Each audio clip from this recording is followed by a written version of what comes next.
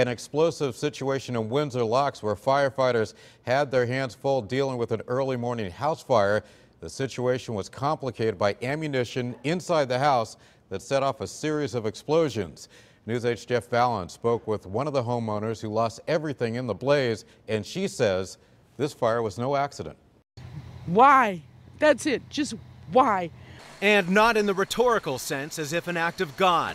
Charlene Rivers, now with only the clothes on her back, says when the home she shares at 33 South Main Street in Windsor Locks with her two brothers went up in flames in the wee hours this morning, it was not an accident, as they had a house guest in hiding for her safety. It was an ex-boyfriend stalking a girl that my brother was trying to help, letting her sleep on our couch. The house itself was built in the 1870s by the owners of the now departed J.R. Montgomery Cotton and Wire Mills, but the current family's possessions were historic as well, including wartime relics and ammunition that began detonating in the heat. Scared the firemen. They didn't know how much he had. I didn't know how much he had. So that was going off, so it kind of kept the firefighters at bay. Adding to the challenge for firefighters, the chief says was part of the house's historic nature. This is a large, old home in Windsor Locks.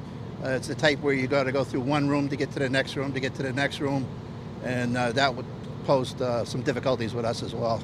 Yet another challenge was the roughly 200 feet separating the home from the street and precluding early access with a truck-mounted ladder.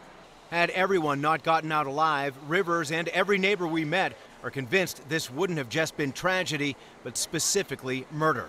There is no reason on earth to do this to people you don't even know. In Windsor Locks, Jeff Fallon, News 8.